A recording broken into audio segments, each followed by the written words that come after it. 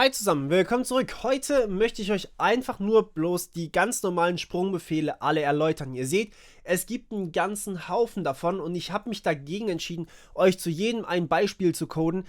Das will ich euch als Übung lassen und ich verstehe, wenn ihr das nicht bei allen Beispielen oder bei allen Jump-Befehlen macht, denn es sind einfach sehr, sehr viele und es ist sehr, sehr einfach eigentlich. Deswegen, ja, ich will euch nicht langweilen. Und aus diesem Grund habe ich eben mich hier dagegen entschieden, zu jedem ein Beispiel vorzuführen. Okay, also den Jump-Befehl, das haben wir ja schon kennengelernt. Der jumpt einfach nur zu einer festen Adresse. Machen wir das mal so. Der JE-Befehl, der springt zu einer gewissen Adresse, falls in CMP, also vergesst nicht, dass wir hier vorne dran immer CMP ausführen können. CMP. Da vergleichen wir zwei Sachen und dann wird eine gewisse Adresse beschrieben mit einem Bit, falls es größer ist, mit einem Bit, falls es kleiner ist und so weiter und so fort. Das macht alles der Compiler für uns. Und wenn das hier größer ist, dann, wenn das gleich ist, dann können wir da eben auch springen. Das heißt, das hier ist equal. Also wenn wir springen sozusagen, wenn es gleich ist. Das hier bedeutet, wir springen, wenn es nicht gleich ist, not equal. Also NE steht für not equal. Das hier steht einfach dafür, wenn es größer ist. Das heißt, wir springen, wenn wir zum Beispiel hier 2 und 3 vergleichen. 3 ist offensichtlich größer als 2, also springen wir, wenn wir hier zum Beispiel $2 und $3 vergleichen, dann ist offensichtlich $2 kleiner als $3, also machen wir es andersrum. $3 ist offensichtlich größer als $2, also wird bei dem Vergleich hier festgelegt, es ist größer. Es ist nicht irgendwie kleiner, sondern es ist größer. Bei JGE springen wir, wenn greater or equal. Das heißt, wir springen bei 3, wir springen bei 4 logischerweise, da würden wir, also immer wenn wir hier bei Jump Greater springen würden, springen wir hier bei diesem JGE. Aber wir springen auch immer, wenn es equal ist. Das heißt, wenn ich hier 3 mit 3 vergleiche, springen wir trotzdem. Bei Greater springen wir nicht, wenn wir 3 und 3 vergleichen, weil die sind nur gleich groß und nicht wirklich größer. Also 3 ist nicht größer als 3. Aber 3 ist eben gleich groß wie 3 und deswegen springen wir hier bei Greater or Equal und bei Equal würden wir natürlich auch springen. So, jetzt wird es ein bisschen komplexer. Jetzt springen wir hier bei Above. Above bedeutet, wir machen einen Vergleich ohne Vorzeichen. Das heißt, wenn ich jetzt hier, sagen wir mal, -10 und -9 vergleiche, ja? Nein, andersrum. Wir machen hier -9 rein. -9 und hier -10.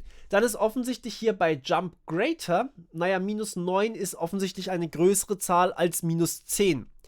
Genauso hier bei JGE würden wir auch springen. Bei Jump Above springen wir nicht, weil wir hier einfach dieses Vorzeichen komplett vergessen. Das wird einfach nicht beachtet.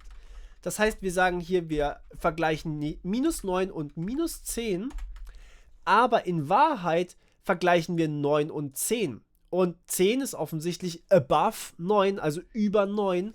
Und deswegen sagen wir hier, wir springen nicht. Wir würden hier springen, wenn wir die beiden andersrum vergleichen. Das heißt, wenn wir hier -10 mit -9 vergleichen, was ja eigentlich falsch rum ist. Also -10 ist ja eigentlich kleiner als -9. Bei Jump Above springen wir trotzdem, weil 10 ist größer als 9 und hier wird das Vorzeichen einfach ignoriert. Also, Above ignoriert Vorzeichen.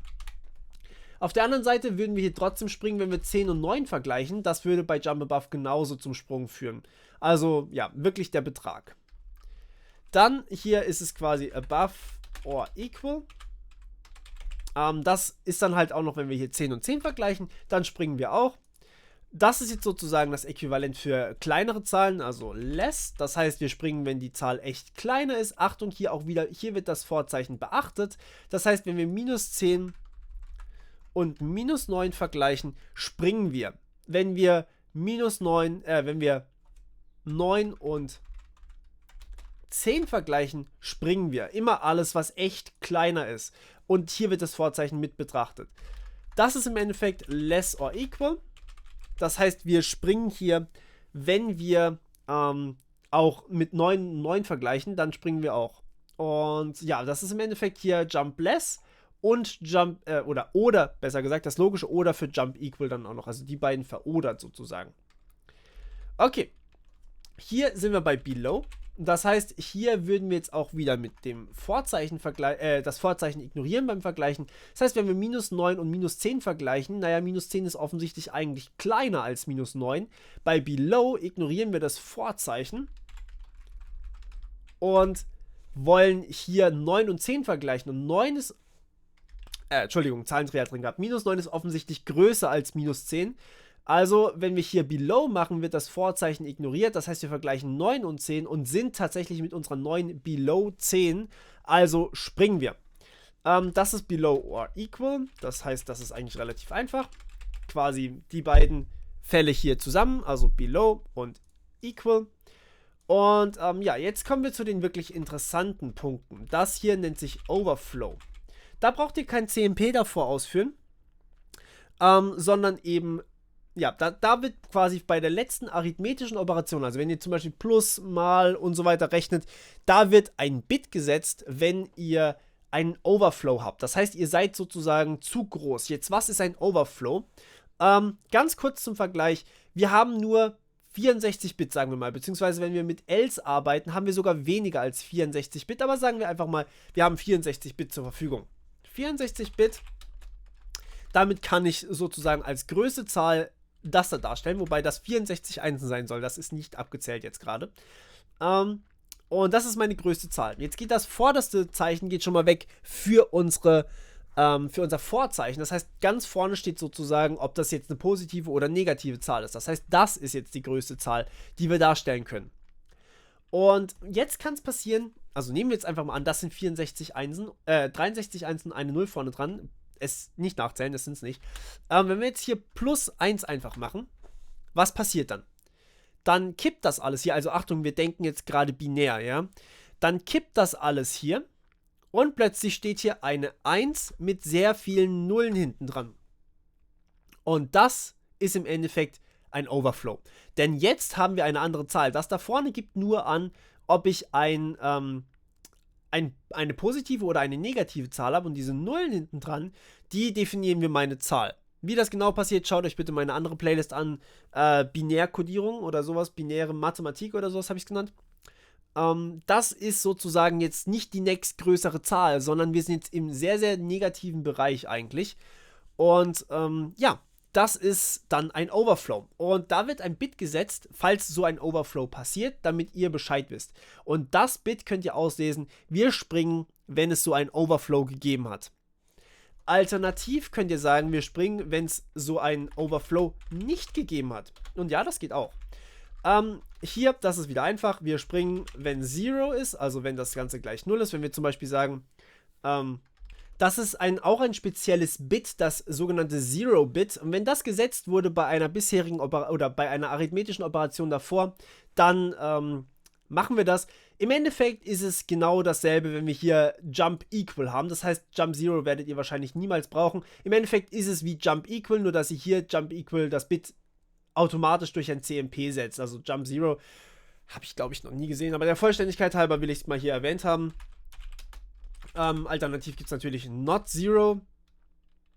Und hier wird auch wieder ein Bit aus einer arithmetischen Operation verglichen, und zwar das Signed-Bit. Das heißt, wenn ihr irgendeine arithmetische Operation gemacht habt und die Zahl danach war mit Vorzeichen, dann springt ihr, oder ansonsten habt ihr eben ein Not Signed. Wobei ihr, wie gesagt, Not Signed. Wobei ihr hier, wie gesagt, diese 4, die werdet ihr quasi nie brauchen und auch eigentlich niemals sehen. Ich wollte es nur der Vollständigkeit halber mal erwähnt haben. Die 2 hier sind für Sonderfälle, wenn ihr Angst haben müsst um Overflow, also wenn ihr mit wirklich, wirklich großen oder abartig kleinen Zahlen rechnet. Und die anderen hier, also ich weiß nicht, ich bin kein Fan von Below und Below or Equal. Ich bin auch kein Fan von Above. Aber hier Less, Greater und jeweils die mit Equal, und die 3 hier oben werdet ihr ständig brauchen, weil das sozusagen eure einzigen wirklich wichtigen sind. Das heißt, ich sortiere die einfach mal ganz kurz. Wir machen das mal so. Und ja, das sind die ihr auch wirklich lernen solltet. Die hier könnt ihr einfach nachgucken und dann passt die Sache. Okay, cool. Ja, das war's erstmal von meiner Seite. Ich dachte mir, so ist vielleicht besser. Wenn es euch nicht so gefallen hat, dann lasst mir bitte Feedback da. Dann kann ich auch gerne noch 1, 2 Übungen nachreichen, damit ihr da ein bisschen besser reinkommt. Vielleicht auch ein paar Codebeispiele nachreichen. Dann gebt mir bitte das Feedback und ja, dann mache ich das. Gut, wir hören uns beim nächsten Mal wieder. Bis dann. Ciao.